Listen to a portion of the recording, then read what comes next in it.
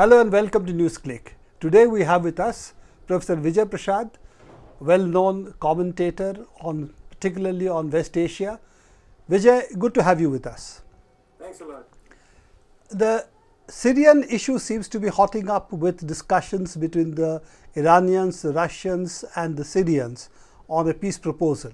So what do you think are the prospects of the proposal and what are the main elements of the proposal? Well, the most interesting thing is that after some time, the language of regional discussion and regional negotiation has come back on the table.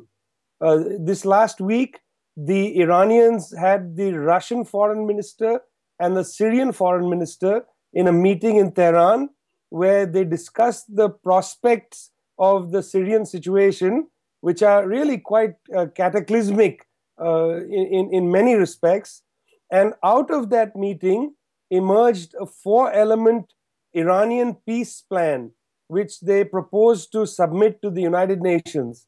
Now, nothing in the plan is really new. For instance, they talk about the need for a ceasefire. They talk about the need to write a new constitution. They talk about the need for a unity government. Each of these elements has been there in both the Geneva talks. They've been there in the proposals put forward by the UN envoys. So nothing, especially in the 4 points, are new. What's new is the timing and, in a sense, the confidence of the Iranians. Because the Iranian Foreign Minister, right after this meeting, took to 4 major Arabic language newspapers in Lebanon, in Qatar, in Kuwait, and in Egypt. And in each of these papers, he published the same op-ed, which called for the need for regional diplomacy to tamp down both on the Syrian civil war and the civil war ongoing in Yemen. So, there is an important moment here where the Iranians are riding the wave of the nuclear agreement, believing that not only should this nuclear agreement determine the politics of the region, but there should be a grander bargain, which includes the conflict in Syria and in Yemen. Leaving out Yemen for the time being, that's really the main player being Saudi Arabia at the moment, apart from the Yemenis. The Syrian issue has Turkey as a main player. Now, is Turkey on board? Is the US on board? And without these two being on board, is there a prospect of a Syrian settlement? But this is a very important question. If we backtrack a little bit to 2012, when the Syrian contact group was formed, at the time under the leadership of Mr. Morsi of Egypt. So Morsi, who was then leading Egypt, invited Iran, Saudi Arabia and Turkey to an important conference on the Syrian situation, and they created the Syrian contact group. Now, at the time itself, it seemed unbelievable that Iran, Saudi Arabia and Turkey would gather together to try to come up with a regional solution for Syria. Unfortunately, at that time, the West and as well the Russians scuttled the formation of the Syria contact group by moving the venue for the debate around Syria to their own meeting in Madrid. And they didn't invite the Syria contact group as major players. So there is a history of attempting a regional solution. I think that's important to bear in mind. Of course, we are some ways away from 2012. Now, the Turkish government, is not in the same position as it was in 2012. In 2012, Mr. Erdogan, I think, erroneously believed that the Assad government would fall in Damascus and that he would be able to conduct what had begun then as a major peace agreement with the Kurds. Neither has the Assad government fallen in Damascus, and nor has Mr. Erdogan been able to create a major peace agreement with the Kurds. In fact, the opposite. The 3-year ceasefire that the Turkish state had adopted with the Kurds has fallen apart. The Turkish government of Mr. Erdogan was, in a sense, humiliated in the last presidential election and the parliamentary election when the largely Kurdish party, the HDP, was able to win over 10% of the votes. Therefore, Mr. Erdogan, frustrated by the hampered power that he has now and angered by the growth of the Kurdish political position because of the guerrilla fighting of Kurdish militias in northern Syria, has of course launched this attack on Kurdish positions of the PKK, of the YPG in northern Syria and in northern Iraq. What you are saying is Erdogan is much weaker today vis-a-vis the Kurdish issue. In fact, I would say that he's more hawkish with the Kurdish issue. And therefore, at the moment, he's talking about a buffer zone inside Syria, which will be free from IS, and de facto, he also seems to be arguing it will be under US and Turkish protection, which means even Bashar al-Assad's forces would not be allowed to enter. So how does it shape up with any peace proposal? Well, look, the idea that the Turks want a no-fly zone or a buffer in northern Syria has been rebuffed by almost everybody else.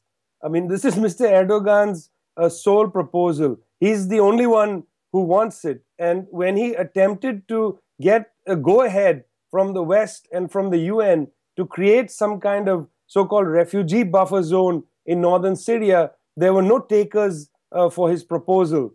This is important because it shows that there is some gap between the kind of maximalism of the Turkish government's position on Syria and the incoherence of the West's position on Syria. You know, Mr. Erdogan, for all his faults, is clear in what he wants in the Syrian situation. Unfortunately for him, he miscalculated completely in terms of the politics and military realities of what is happening in Syria. The West, on the other hand, has a much more incoherent policy. So it appears, and Turkish sources confirm, that one of the quid pro quos given for Turkish green light to bomb Kurdish positions was to allow the West to use Turkish air bases for their armed drones to then operate in northern Syria. So in a sense, the West has got this very limited benefit from this agreement, that now they can use armed drones, and Turkey is able to flail about back to the 1990s when it was in a full-scale war against the PKK. So though President Rouhani from Iran has spoken to Erdogan, it's not clear how Turkey will respond to this peace overture which Iran is proposing. What about Saudi Arabia, the other important player in the region, who of course currently are bogged down with their own misadventure in Yemen? But how do you think Saudi will react to the Iran policy? Because the argument in Yemen is Iran is the main enemy. Yes, I mean, in fact, look through the WikiLeaks cache. If you look at the WikiLeaks cache on Saudi Arabia, you will find a great paranoia vis-a-vis Iran. The Saudi bureaucracy, the foreign ministry, seems in a kind of cataclysm that everything that goes wrong for them is because of Iran. This is the familiar trope, of course. It's the trope of the foreign hand being in any issue that affects the government. Now, Saudi Arabia has also come to slowly recognize, very slowly recognize, that in the case of the Islamic State, it might have created a monster once again that it cannot fully control. The bombing in the mosque recently was followed by an Islamic State statement that more such attacks would happen. And very interestingly, just as an indicator of how things are so much in flux, even for Saudi Arabia, it is widely reported that the important intelligence figure, Mr. Ali Mamlouk of Syria, traveled to Riyadh recently, this last week as well, and had high-level conversations with the Saudis. So I think that there is a great deal of flux in the Saudi position. The Saudis, no doubt, are ideologically and in a sense, maybe temperamentally paranoid about Iran. Do you think that this is a more limited purpose of only trying to extricate some of the al-Qaeda allied groups in southeastern Syria as against the two towns which are currently being besieged near Idlib? That there you need to get I think about 40% Shia who are being surrounded at the moment by various rebel forces. Would you read this as a larger peace overture or a simple small problem being solved using the Saudi Arabians, who of course, as you know, are well connected to all these rebel groups, and really it's not to do with the larger peace proposal? Well, let's back up a little bit to what was the West's military strategy.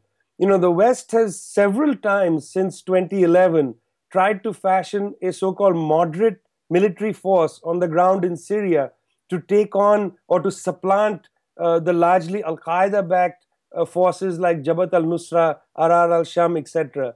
Their most recent, brigade, Division 30, crossed into Syria and was hastily vanquished by Jabhat al-Nusra, who released statements saying, we will never allow the West, in fact, they use the word capitalistic, we will never allow the West to have any influence on us, etc. So the most recent of the West's attempt to create a moderate army inside Syria has been defeated, which means the space for Western military intervention through its proxies is basically closing rapidly. And so I feel like here there will be room for broader discussion about the fate of the so-called rebellion inside Syria.